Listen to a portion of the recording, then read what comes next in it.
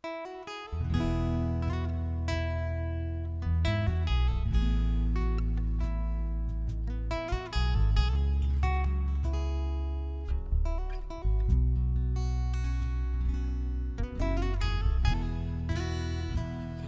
mau mengejar hatimu dalam hidup kami, dekat padamu itu rinduku.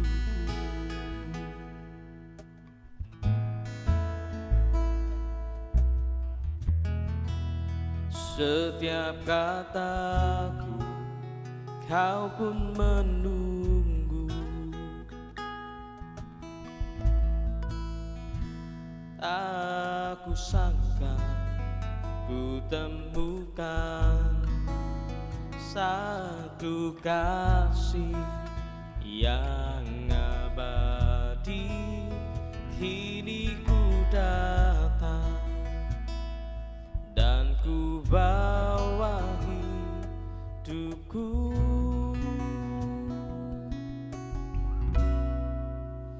memandang wajahmu, mengikuti kebaikanmu, mengejar hadirmu dalam hidupku. Oh, membawa sembahku, menyatakan kebesaranmu, mengejar hadirmu dalam hidupku. Kami mau mengejar hadirmu,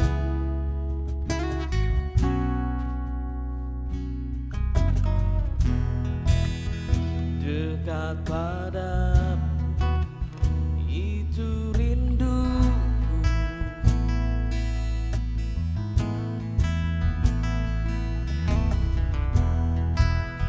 Setiap kataku kau pun menunggu. Tak kusangka ku temukan satu kasih yang abadi. Kini ku datang dan ku bawa hidupku,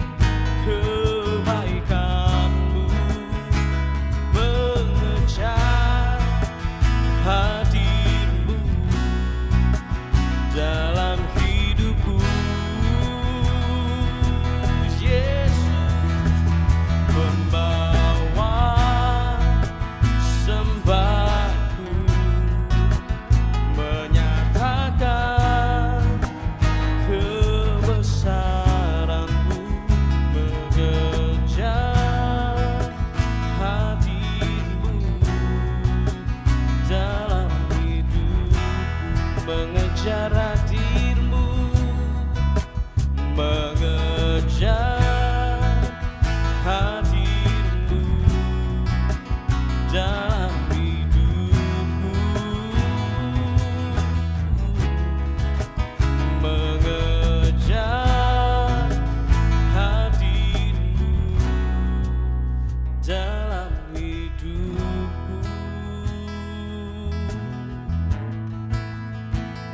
Kami mengejar hadirmu, sebab kami tahu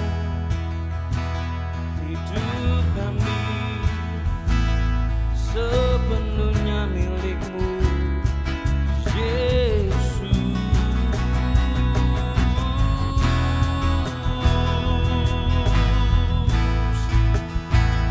Mengejar hadirmu dalam hidup kami, membawa sembahmu,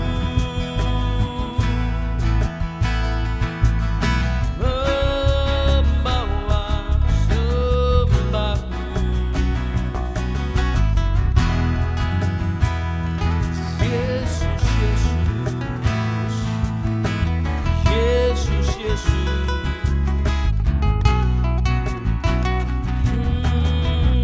Kami menyembahmu,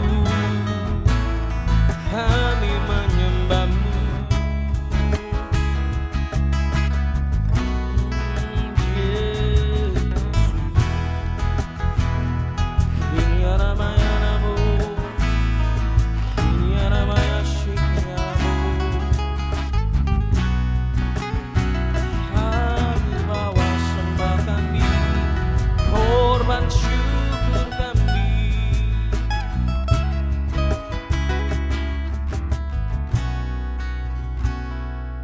Oh, kami menyembahmu.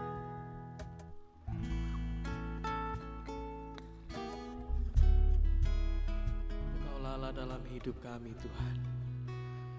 Ku sembah Engkau, Yesus, hanya Engkau Allah di hidupku. Tiada yang lain, hanya Kau, hanya Engkau Tuhan selamanya.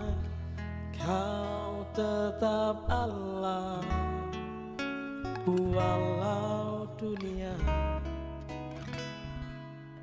semua bergoncang, tak tergoyahkan. Kau tetap Allah. Sekali lagi katakan, ku sembah Engkau, Yesus, oh hanya Engkau, Kau Allah, Allah di hidup kami. Tiada yang lain, hanya Kau, hanya Engkau Tuhan selamanya. Kau tetap Allah, walau dunia semua bergoncang, tak tergoyahkan. Kau tetap Allah, kami sembahmu, ku sembah Engkau, Yesus, hanya Engkau Allah di hidupku.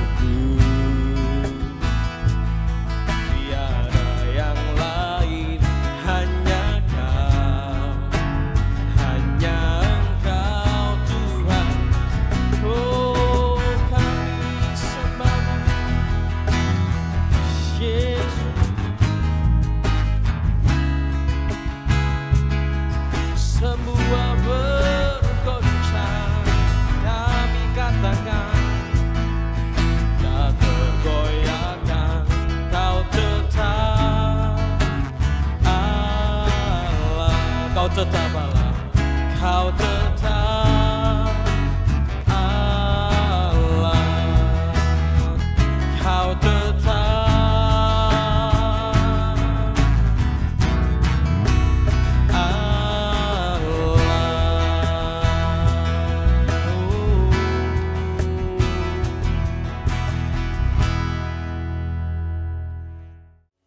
Bapa kami yang di surga, dikuduskanlah namamu, datanglah kerajaanmu, jadilah kehendakmu di bumi seperti di surga.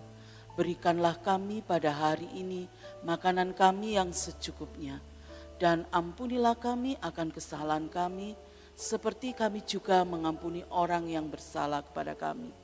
Dan janganlah membawa kami ke dalam pencobaan, tetapi lepaskanlah kami daripada yang jahat.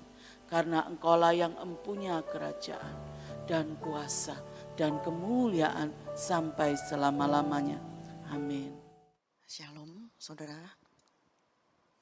Mari saat ini kita akan belajar bersama-sama tentang firman Tuhan. Kita akan baca di dalam Sefanya pasal 3 ayat 17. Sefanya pasal 3 ayat 17 dikatakan di sana, Tuhan Allahmu ada di antaramu sebagai pahlawan yang memberi kemenangan. Ia bergirang karena engkau dengan sukacita. Ia membaharui engkau dalam kasih-Nya. Ia bersorak-sorak karena engkau dengan sorak-sorai. Allah yang kita sembah berada di tengah-tengah kita dan Dia tampil sebagai pahlawan. Kata pahlawan di sini saudara, kalau kita lihat dari bahasa aslinya, itu disebut Gibor. Jadi Allah kita adalah El Gibor. El artinya Tuhan, Gibor artinya perkasa, kuat. Jadi El Gibor artinya Allah yang perkasa. El Gibor juga berarti Allah yang kuat, yang menjadi sumber kekuatan bagi orang yang percaya kepadanya. Sekarang kita akan mengupas dulu tentang Tuhan adalah sumber kekuatan.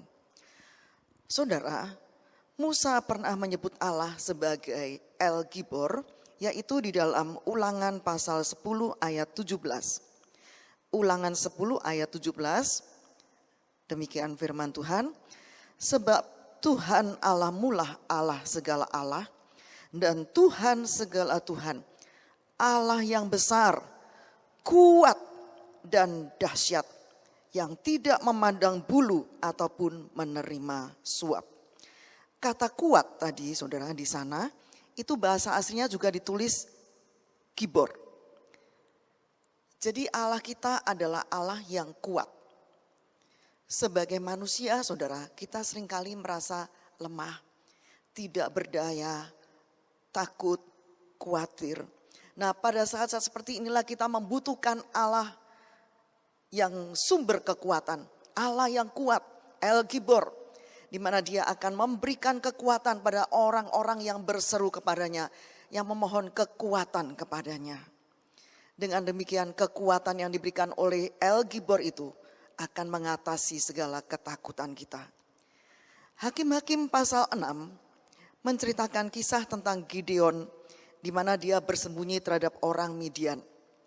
Kita tahu bahwa di sana ditulis orang Midian itu datang ke Israel dan mereka memusnahkan hasil tanah orang Israel. Kalau kita baca Hakim-Hakim pasal 6 ayat 11, Hakim-Hakim 6 ayat 11, dikatakan demikian, pada suatu saat datanglah malaikat Tuhan dan duduk di bawah pohon tarbantin di Ofra, kepunyaan Yoas orang Abiezer itu. Sedang Gideon anaknya mengirik gandum dalam tempat pemerasan anggur agar tersembunyi bagi orang Midian. Jadi Gideon bersembunyi karena takut pada orang Midian.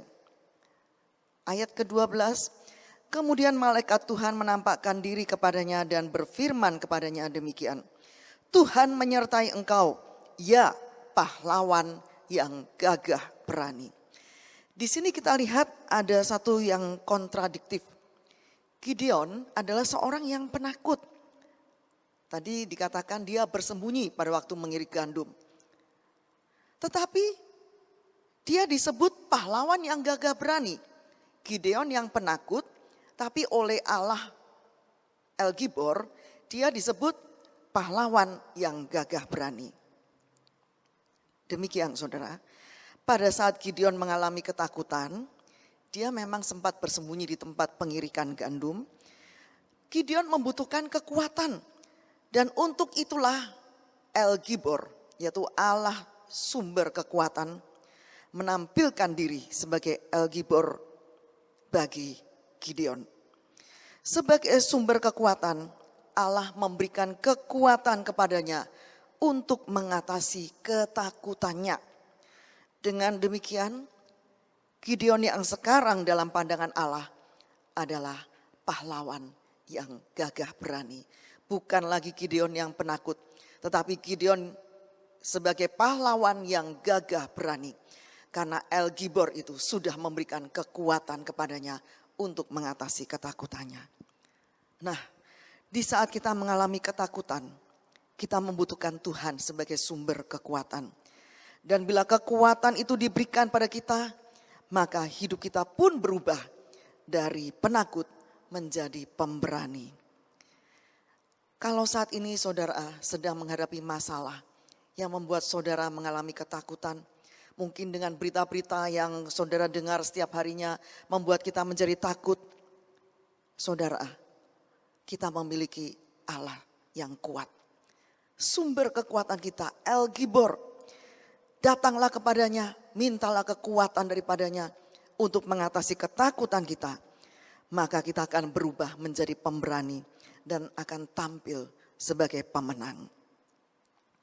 Berikutnya, El-Gibor juga berarti Allah yang perkasa.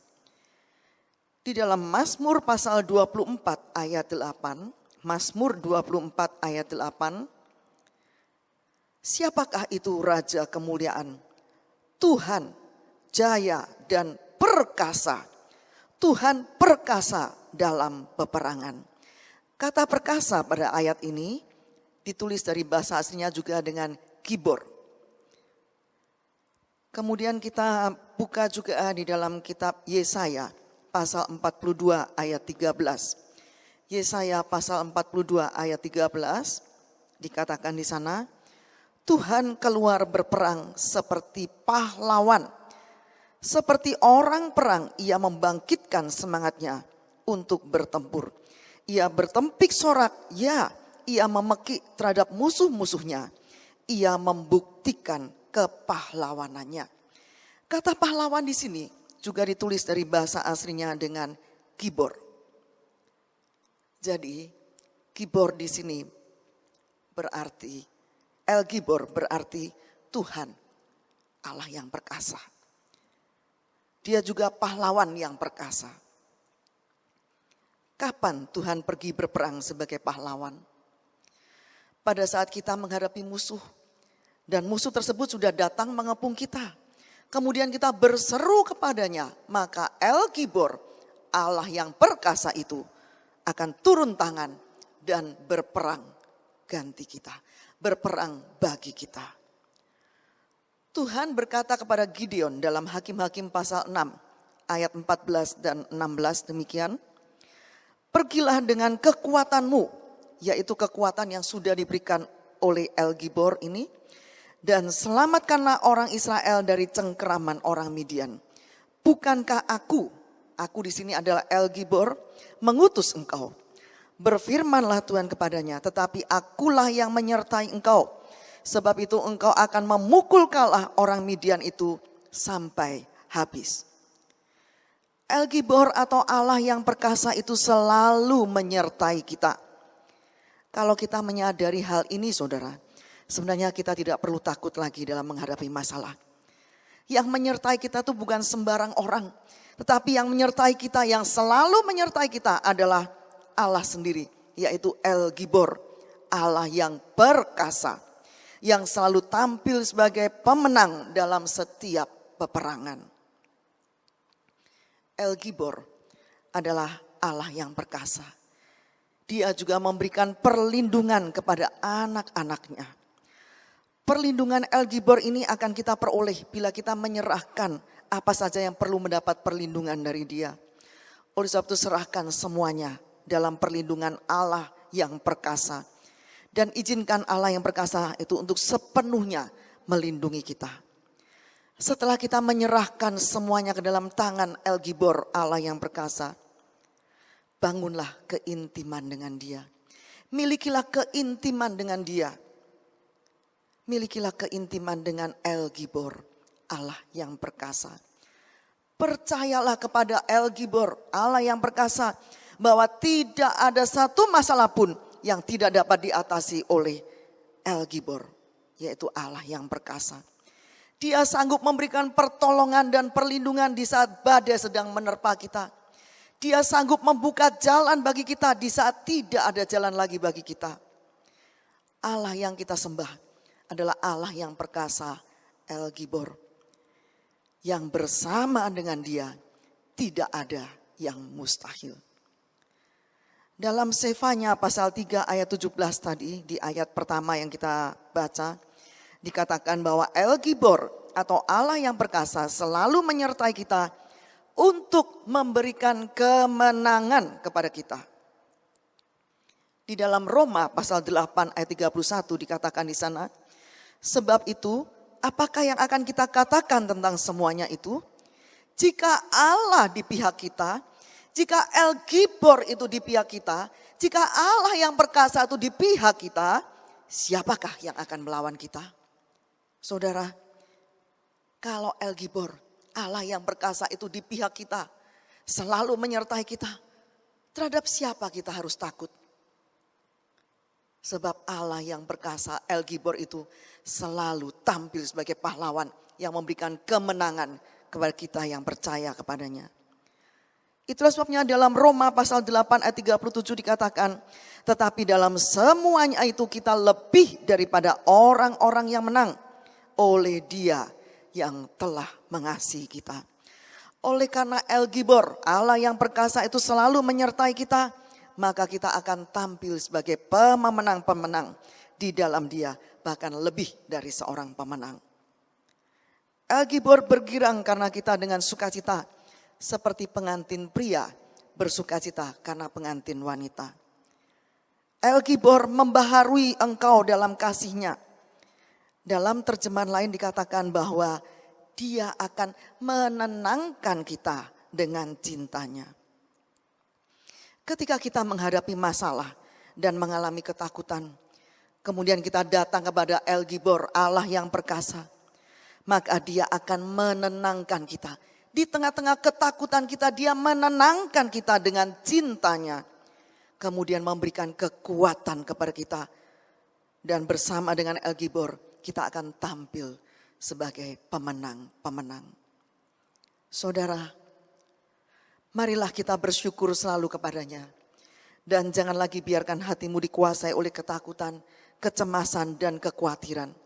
Tetapi sebaliknya sadarilah setiap saat bahwa Tuhan Allah kita, yaitu El Gibor, Allah yang perkasa, Allah yang kuat, selalu menyertai kita untuk memberikan kemenangan kepada kita. Amin. Mari kita akan berdoa. Terima kasih Tuhan, saat ini kami sudah mendengar firman-Mu. Engkau adalah El Gibor, Allah yang perkasa, Allah yang kuat. Dan Allah yang perkasa, yang kuat ini selalu menyertai kami. Untuk membuat kami tampil sebagai pemenang-pemenang di dalam Engkau. Untuk itu Tuhan, ajarkan kami untuk selalu menyadari bahwa kami tidak perlu takut. Kami tidak perlu lagi khawatir. Kami tidak perlu lagi cemas. Karena kami memiliki El Gibor, Allah yang perkasa. Yang selalu menyertai kami di setiap langkah kami. Terima kasih kami bangga akan Engkau Tuhan. Dan ajarkan kami untuk selalu memiliki keintiman dengan Engkau. Selalu dekat dengan Engkau. Sehingga kami akan merasakan ketenangan itu daripada-Mu Tuhan. Terima kasih. Kami percaya apapun yang kami lakukan akan selalu berhasil. Dan Kau menyertai kami, memberkati kami Tuhan. Dan biarlah berkat dari Bapa, kasih Yesus Kristus, dan persekutuan Roh Kudus menyertai saudara semua. Sampai Maranatha, Yesus datang kembali.